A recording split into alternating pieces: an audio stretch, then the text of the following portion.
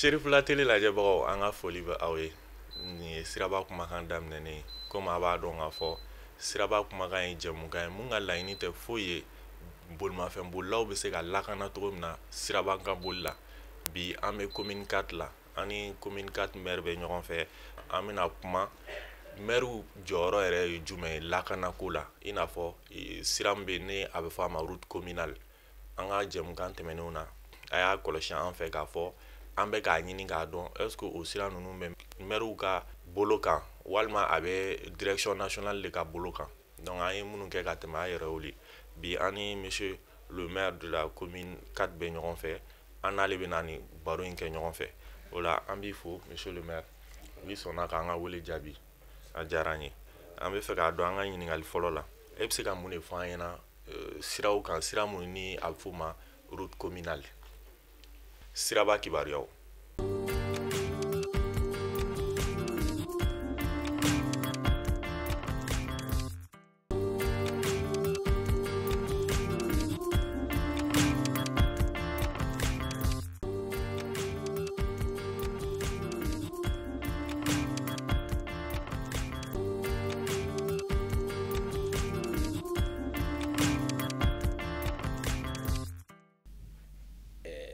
Commune yɛrɛ kɔnɔ comme an yɛrɛ bɛ min fɔ sira yɛrɛ pour que ka se ka a maintenir parce que siraba fana bɛ balo i b'a fɔ bunahadamaden bɛ balo cogo min na donc a fana kan ka entretenir a fana kan ka lakana de donc o lakanani fɛn caman b'o kɔnɔ furanin b'o la nettoyage b'o la ani fɛn sugu jumɛn kan ka yɛlɛ sira kan parce que sira bɛ dilan ni poids dɔ de fana ye bibi in na n'an y'a jateminɛ an ka sira caman bɛ yen nɔ poids a tɛ dilan ni poids min ye o bɛ yɛlɛ a kan o bɛ sira ninnu tiɲɛ o fana bɛ na ni tuma caman ni accident ye ani sira tiɲɛni o dɔn ni sira tiɲɛna accident fana bɛ kɛ o c'est pour que poids de bɛ yɛlɛ a kan poids min a ma dilan ni poids min ye quoi donc an ka commune kɔnɔ n'an sera ka olu dɔn ka se ka olu sigi sen kan k'olu lakana a ka ca ala fɛ lakanani min fɔra siraba kan a bɛ se ka sira usagers lakana mobili bolilaw fana minnu bɛ mobili bolila que ce soit mobili bolila moto bolila fɛn ninnu a bɛ se ka kɛ sababu ye k'olu fana lakana n'olu lakanana commune fana bɛ lakana ni commune lakanana district yɛrɛ bɛ lakana Mali yɛrɛ bɛ se ka lakana sɔrɔ a kɔnɔ n'an bɛɛ y'an jɔ an jɔyɔrɔ la. I ka kuma kɔnɔ i ye kuma dɔ fɔ o kuma in bɛ fɛ an ka i ka o walawala an ye dɔɔni i ko girinya dɔw bɛ ta siraw kan sira ma dilan n'o ye mais o girinya minnu bɛ tɛmɛ e yɛrɛ bolo mun de kan k'o girinya ninnu bali u kana yɛlɛn sira ninnu kan sira minnu ma dilan o girinya kama walasa a kana na ni sira tiɲɛni ye. Bon o girinya ninnu balili a bɛ daminɛ fɔlɔ ni sensibilisation parce que a bɛ daminɛ ni commune yɛrɛ anw yɛrɛ min ye commune tigiw ye parce que ni anw ye commune tigiw n'an don par exemple n'an ye exemple ta hali CEDEAO yɛrɛ kan an bɛ taa an b'a la janya quoi puisque péage ninnu kɛkun de fana ye ka se ka sira ninnu fana lakana quoi donc o kɔnɔ n'an y'a ta o ma ka na se an yɛrɛ ma parce que olu fɛnw dɔw par exemple an yɛrɛ ala ka na se hali o yɛrɛ ma an yɛrɛ ka commune kɔnɔ yan nɔ ni chantier bɛ yen nɔ bɛɛ n'u bɛ na ni cɛncɛn sugu dɔw ye parce que bɛnni dɔw bɛ yen nɔ olu min bɛ k'a kɔnɔ a ka girin an ka siraba ninnu dilanna ni min ye par exemple hali an ka pont minnu bɛ dilan n'o an bɛ daliw k'a la a ka girin kuma caman b'an ka commune kɔnɔ daliw kari donc an kan ka fɛɛrɛ de siri o la k'a fɔ ni camion min man kan ka tɛmɛ sira min fɛ a ma dali min a man ka tɛmɛ o fɛ ka bɛɛ sensibiliser o kan parce que au moins an ka chantier do tiɲɛ do mais e kelen mago ɲɛli ka jama mago fana tiɲɛ o fana man ɲi. Voilà donc i ka o kuma la panneau bɛ yen panneau minnu b'a jira k'a fɔ nin girinya sugu in man ka boli nin sira kan o panneau bɛ balili panneau la nka il faut que panneau yɛrɛ ka kɛ fɔlɔ mɔgɔw yɛrɛ k'a ye fɔlɔ walasa k'a dɔn a bɛ nin yɔrɔ in de ko fɔ parce que an ka jate la panneau caman tɛ jamana in kɔnɔ o la an bɛ fɛ ka ɲininkali wɛrɛ mun kɛ monsieur le maire e yɛrɛ bolo commune 4 kɔnɔ ka taa Bamakɔ yɛrɛ bɛɛ lajɛlen na sirabankan boli mun de kɛlen don k'a tiɲɛ ka se nin la ka accident caya a don o don mɔgɔw sirannen de bɛ bɔ kɔnɔ gannew de bɛ segin k'a sababu kɛ accident e yɛrɛ bolo mun de nana n'o o caya ye. Bon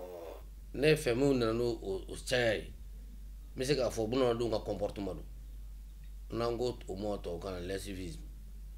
parce que be pressé les deux bibama donc il n'est pressé les deux oh ebita ta ke ebita ta kala manda da sumane kan donc akanga momo bali fang beka ado beki ka durado peki ka durado nanga bulina et puis vitesse kanga limité par exemple code la route là ko au niveau de l'agglomération tout la vitesse manga teme 50 km bon bibi na so de respecter ça respecter bon on me se ka foko ni parce que on fana on ni police ni fond de fana be baraka ni fait bon maintenant il faut que beka ijo là parce que bibi na social de quelle loi parce que ni magara fana bo an be kele mo si ta do ma si te kama yetu ni be wurudi donc be de fana kono be nga loi de do or e ka loi e ka nga do e ka liberté bi da romi do tabe commencer woro la donc be ka ni be shara batu parce que shara te do ra on dire dia a shara a on dire dia bla shara valeur de shara la na o remi adla na mo batu donc be shara batu aka chala fe fen chama be no minu me kololo la samo am se ko bali ka sura makeni ka sara wara ko monsieur le maire commune nanna la yando est-ce que akilina do bi bulu sante meni accident ke amunu kera commune 4 konona est-ce que c'est ga doni fo anyena o akilina do bi bulu ola ina fo bilan commune 4 i commune to accident se ka danga parce que ni ki be bilan fo i bi do de fois là i bi akilina de fois là ko fo ku i bi se ka date do c'est pas possible par exemple ni ne accident c'est venu ko ala jie dungudu d'accident be no ala jie dungudu d'accident be bon abe soro insuffisant indi moto tuku bo n'importe comment ni tara sibino suku da ina sisano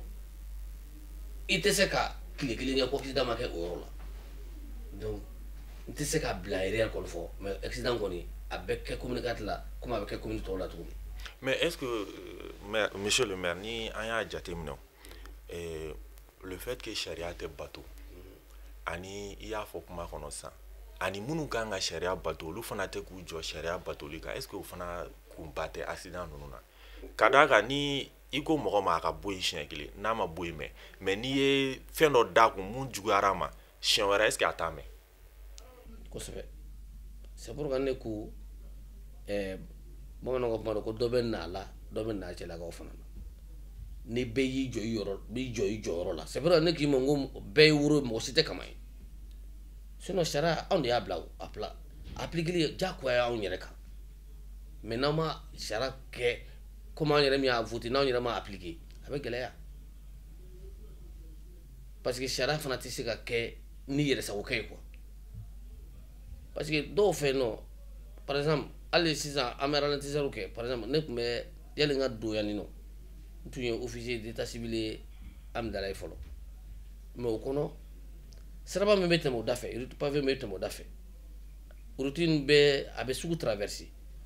abe teme misiri dala abe teme école sudala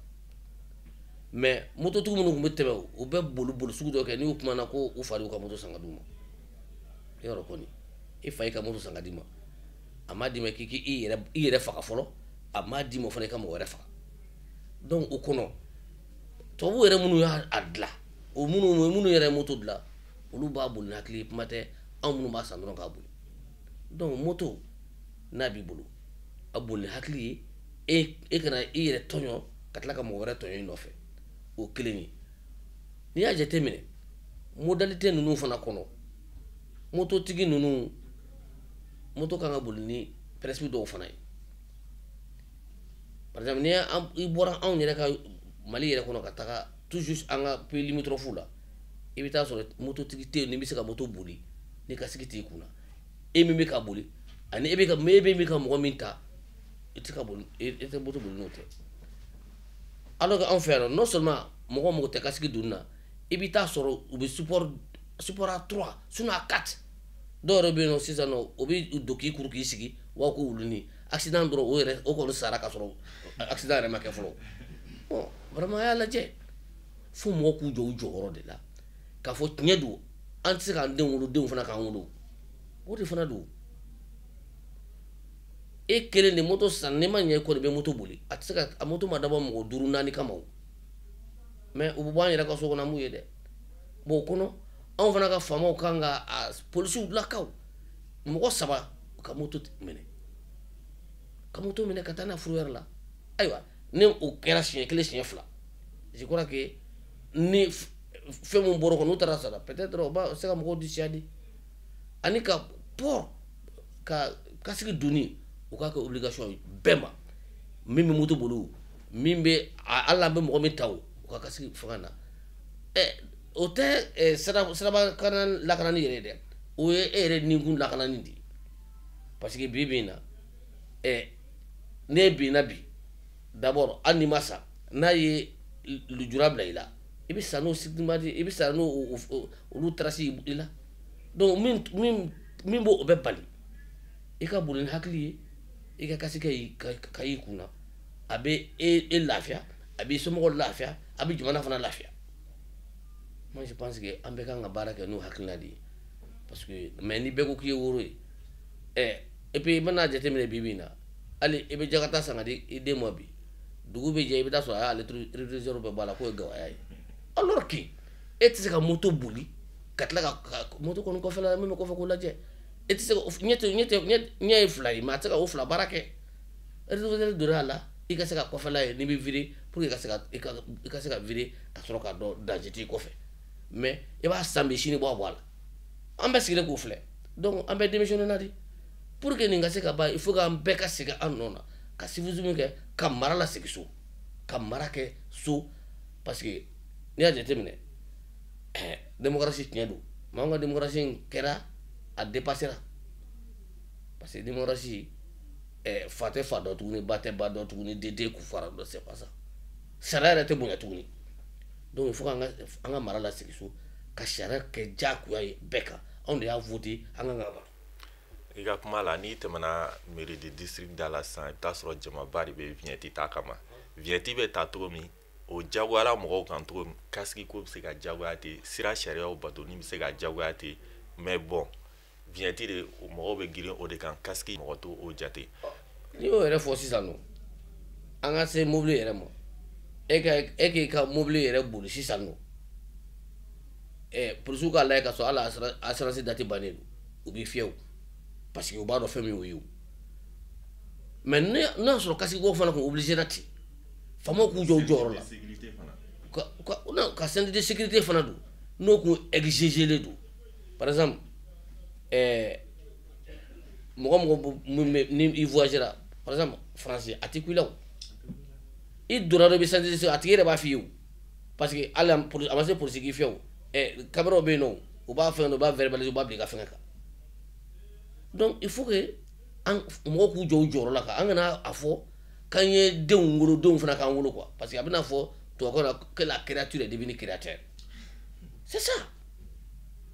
den ka di kɛ mais a ma fɔ a sogo dɛ an kan k'an jɔ an jɔyɔrɔ la ka moto san ka di i sera ka moto san ka di den ma cogo min na i bɛ moto san don min i bɛ kasigi d'a kan n'a ma kasigi don i ka moto minɛ k'a bila ye n'o kɛra sisan a bɛ ɲɛ o polisiw fana k'a fɔ i ma kasigi t'i kun na i dɔnnen tɛ ka moto boli minnu fana y'an ka faamaw ye olu de fanga mɔgɔ bɛ ni kɛra ni diyagoyalen don olu de kan donc n'i tɛ kasigi don n'i tɛ ceinture don ne ka dugu kɔnɔ i bɛ se ka mobili boli to yen nɔ i bɛ se ka moto boli to yen c'est aussi simple que ça mais tant que i b'a don sariya ye mun ye i b'o bato fo k'o de ka kɛ rigueur ye quoi. Monsieur le maire ni m'a dɔn nin kuma ninnu caman faamuna e yɛrɛ bolo sisan komi naaninan na yan nɔ welekan ni kumakan min b'e bolo k'a ɲɛfɔ a bolimafɛn bolilaw ye ani Mali yɛrɛ bɛɛ kɔnɔ walasa accident ko in bɛ niveau min na caman ka bɔ a la. bon welekan min bɛ ne bolo fɔlɔ o ye k'a daminɛ fɔlɔ engin mobilitigiw la n ka commune kɔnɔ parce que an bɛ n y'a fɔ cogo min na kuma daminɛ na siraw bɛ dilan ni norme dɔ de ye a bɛ dilan ni tonnage hakɛ dɔ de ye ni a tɛmɛn'o kan n'i ye o tɔnni d'a kun parce que n y'a f'i ye n ko sira fana bɛ ɲɔ de a fana bɛ entretien de n'i ye fɛn d'a kun a tɛ se fɛn min kɔrɔ a b'a détériorer dɛ donc an k'a lajɛ ne kelen mago ɲɛtɔ n ka na tɔw mago sa an k'a lajɛ an bɛɛ ka ɲɔgɔn an mago ɲɛ ɲɔgɔn kɛrɛfɛ donc tɔnni hakɛ minnu bɛ da siraw kan u ka o mesurer o ka dɔn i yɛrɛ b'a dɔn k'a fɔ nka ne ka mobili tɛ se ka nin yɛlɛ nin kan n bɛ ka taa dɔ ka cɛncɛn di tiɲɛ don e b'i ka muganin sɔrɔ mais e bɛ tila ka taa mɔgɔw ka kari o daliw kari e bɛ préjudice min causer o kun c'est trop donc i kɛlen ka n'i mago ɲɛ ka t'o mago sa an bɛɛ ka a lajɛ bɛɛ ka dɔ to pour que jamana bɛ se ka ja an bolo cogo min o kelen ye a filanan an bolibagaw mobili bolibagaw ani moto bolibagaw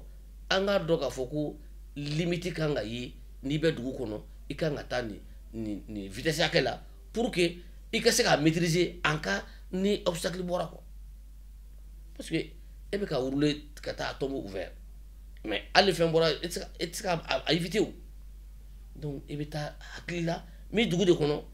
an kan ka taa nin hakili la dɔɔni dɔɔni o kelen ye n'o bɔra yen i ka fɛn don min bɛ e yɛrɛ lakana n'o ye kasigi ko ye e min b'a boli ani e bɛ mɔgɔ min ta aw ka kasigi don aw bɛ kun na o ye aw yɛrɛ ni kun ka lakana en cas ni accident y'aw sɔrɔ a bɛ se ka aw lakana kasarama n'o bɔra yen fana ka tila k'a fɔ minnu bɛ suport katiw kɛ u ko o dabila parce que moto tɛ se ka kɛ mobili a continue tɛ se ka kɛ mobili continue donc mɔgɔ fila de doralen don mɔgɔ aw fila de kan ka yɛlɛ a kan n'a tɛmɛn'o kan aw exposé don parce que déjà e yɛrɛ y'i yɛrɛ faga k'a sɔrɔ hali accident ma kɛ o donc mɔgɔw k'o lajɛ denfaw k'a fɔ mansaw k'a fɔ denw ye vraiment mɔgɔ 3-4 moto ko u k'o dabila vitesse ta kojugu ani les mal vus yɔrɔ a dɔw bɛ kuma bɛɛ ne yɛrɛ an bɛ ka fɛnw na mɔgɔw bɛ taa u bɛ moto nungu pan kuma bɛɛ an bɛ ka polisiw bila u nɔfɛ mais cependant anw yɛrɛ denw don dɛ u ma bɔ jamana wɛrɛ la ka na u faw b'u ye u baw b'u ye min mana moto kun b'a a ko Ablaye sera moto la dɛ fɛnkɛ sera moto pan t'o ye an bɛ fɛn minnu ye tubabu la n'an k'an b'o bɛɛ appliquer yan nɔ olu ni an tabiya tɛ kelen ye dɛ a kɛyɔrɔ b'o d'a ma a matériel b'olu bolo olu protégé le don donc an bɛɛ ka a lajɛ ka sariya bato denw mansaw k'u jɔ u denw u jɔyɔrɔ la pour que vraiment denmisɛnw den bɛ se ka lakana cogo min parce que ni denmisɛnw ni lakana na jamana bɛ lakana bon ne kɔni b'a ɲini ka commune denw fɛ principe min ye code la route ye vraiment u k'a respecter an ka taa dɔɔni dɔɔni an ka kasiki don an k'a lajɛ poids hakɛ minnu kan bɛ se ka yɛlɛ an ka gitɔrɔnw kan o k'olu layɛlɛ a kan poids hakɛ min bɛ se ka yɛlɛ an ka daliw kan an ka kariw kɔnɔ o k'o respecter pour que a kana kɛ makosa ye an bɛɛ bolo yani an ka kuma laban di ma ɲininkali 2 bɛ yen nɔ n bɛ fɛ k'olu k'i la o ɲininkali fɔlɔ ye jumɛn ye an b'a ye k'a fɔ sira caman bɛ yen nɔ feerekɛlaw kɛlen don ka sira yɛrɛ fan bɛɛ minɛ donc feerekɛla ninnu n'u sigira u wulili ka gɛlɛn est ce que e bɛ se k'i da maga an ye dɔɔni k'o ɲɛfɔ an ɲɛna feerekɛla ninnu bɛna cogo min ani mun bɛ na n'u sigilen k'u bɛ ban ka wuli o bɛ sira yɛrɛ fan bɛɛ minɛ an caman na o fana bɛ se ka accident caman provoquer a bɛ se ka siraw fana tiɲɛ caman na maintenant sugu kɔnɔna yɛrɛ yɔrɔ dɔw bɛ yen nɔ tɛmɛ sira yɛrɛ tɛ sɔrɔ bon n bɛ se k'a fɔ n'i y'o kuma fɔ o feerekɛlaw sigilen fanba b'u bɔ anw yɛrɛ mɛriw la parce que anw ka techniciens de bɛ taga maliyɛn fɛ yen i mana fɔ karisa i sigi yan n'a n'an ka sigiyɔrɔ sɔrɔ o tigi b'o kɛ luwa de ye o wulili ye problème ye donc n'i taara sugu la sisan nɔ par exemple a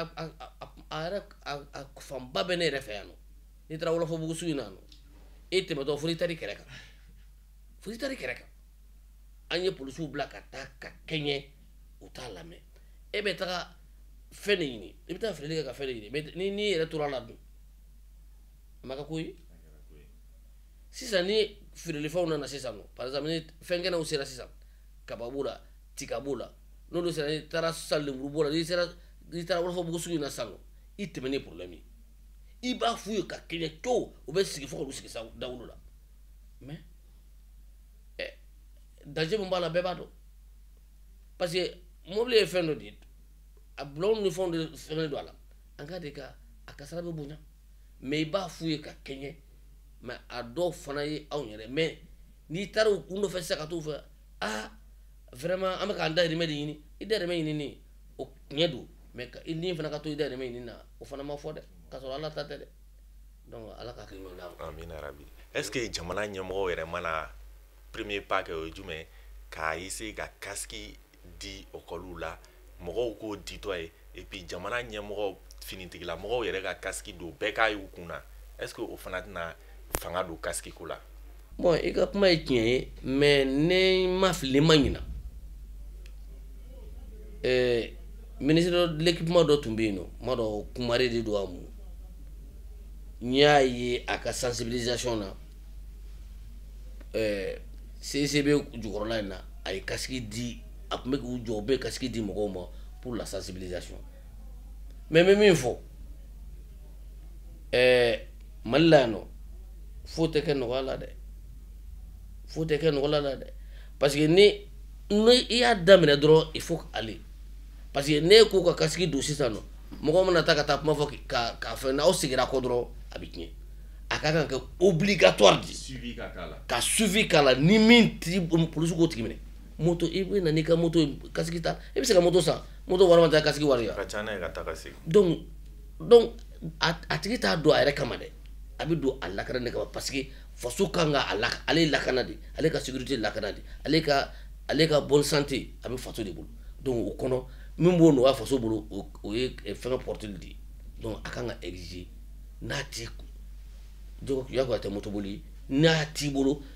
sotarama ta ou bien ka taxi i ka yɔrɔ la n'a tilala o de y'a fɛngɛ a kan ka exiger de k'a kɛ condition sine qua non min e ka tila k'a fɔ fana moto kana feere tuguni ni casque t'a la. Exactement a banna commune 4 yɛrɛ kɛlen don ka labɛn jumɛn de labɛn lakana kama u ye fɛɛrɛ jumɛnw tigɛ i n'a fɔ sensibilisation na ou bien u ye yɛrɛ fɛɛrɛ minnu tigɛ walasa ka se ka lakana bonya sirabankan bolilaw kan commune 4 la. Bon an ye fɛɛrɛ min tigɛ fɔlɔ d'abord ne y'a f'i ye n ko les malvus an ye fɛɛrɛ tigɛ k'o interdit an ka commune kɔnɔ parce que mun moto lapan kɛ parce que ne ma se dɔ ma dɔ bɛ se e ma an y'o dabila a filanan ye mun ye ka mɔgɔw sensibiliser casquew u ka casquew don u kun na pour que an bɛ se ka mɔgɔw bɛ se ka lakana cogo min na o nikun bɛ se ka lakana cogo min na a sabanan o ye ka vitesse limiter parce que n'i donna quartier kɔnɔ n'i donna commune kɔnɔ a tɛ komi i bɛ dugutaa sira kan donc i kan ka taa ni hakili ye an kan ka mɔgɔ sensibiliser i mana don boli hakɛ dɔ bɛ yen nɔ ka n'o kɛ commune kɔnɔ i bɛ taa dɔɔni dɔɔni donc a naaninan ye an ka siraw a n'an ka carreau kɔnɔnaw la bɛnitigiw minnu bɛ na ka taa chantier la u kana fɛngɛ yɛlɛ an ka daliw kan u tɛ se fɛn min kɔrɔ u ka sira lajɛ u bɛ se ka bɔ yɔrɔ min fɛ min tɛ kɔlɔlɔ se olu b'u ta sɔrɔ quartier fana a bɛ to fɛngɛ u ka daliw tɛ kari a naaninan fana o ye sport 3 fɛn ninnu u ka denfaw ni denmansaw u k'a fɔ u denw ye u k'a kɛ ala kama u kana sport 3 sinon sport 4 kɛ moto la bɛɛ k'i den ladi parce que den ka di ni a lujuratɔ ye dɛ an bɛ k'an denw li lakana o sara b'anw yɛrɛ kan hali o tɛ fɛn o ala ka ko yɛrɛ ye i ni den wuli kan ka a lakana jagoya don ala fana b'o ala fana ka sariya de fana o ye donc i man kan k'i den wolo k'a fili ten i fana bɛ ɲininka sini o kɔnɔ min don an bɛ ka denw lakana an bɛ ka siraba ka code de la route labato pour que an bɛɛ bɛ se ka lafiya cogo min na commune bɛ lafiya jamana bɛ lafiya. I bɛ se ka kuma laban d'a ma monsieur le maire. bon kuma laban ye mun ye dɔrɔn aw bɛ émission min na k'aw fo k'aw waleɲuman dɔn parce que ni émission b'a mɔgɔw permettre hali minnu t'a dɔn k'a dɔn k'a fɔ ko siraba kan ka bonya usager kan ka bonya caman bɛ se k'a dɔn minnu t'a dɔn k'a fɔ ko sira fana bɛ ɲɔgɔn di a kan ka entretenu a kan ka fɛn min bɛ d'a kan poids min bɛ d'a kan fo o fana ka dɔn n'o an bɛɛ sera k'olu fana bato vraiment an ka siraw bɛ lafiya anw fana bɛ lafiya dugu bɛ lafiya dɔ bɛ bɔ accident ko la dɔ bɛ bɔ o kɔlɔlɔw fana na ani ka tila k'a fɔ tuguni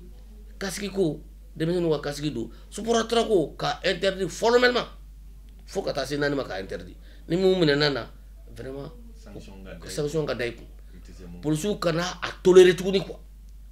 en tout cas an kɔni an ka commune na an kɔni bɛna supporter ko a mana f'u ye a ka dabila polisiw mana fɛn bɛɛ y'a la u ka verbaliser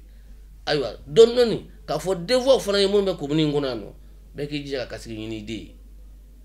maire kama tɛ parce que a mago bɛ an denw na olu de ye sini ɲɛsigi ye n'olu lujuratɔ kɛra sini ɲɛsigi a bɛ gɛlɛya dɛ donc ni kasigi b'u kunna a b'u lakana an ka jɛ k'an denw lakana n bɛ mun fɔ kuma laban na o ye. Cherifula télé lajɛbagaw nin tun y'an ye commune naaninan na ani commune naaninan maire tun bɛ ɲɔgɔn fɛ walasa ka se ka kuma lakana kan sirabankanboli lakana ani siraw yɛrɛ cogoya kan walasa aw ka faamuyali kama accident ko in bɛ se ka nɔgɔya cogo min na donc hakɛto bɛ nin kan Sali Ala Mahamadu.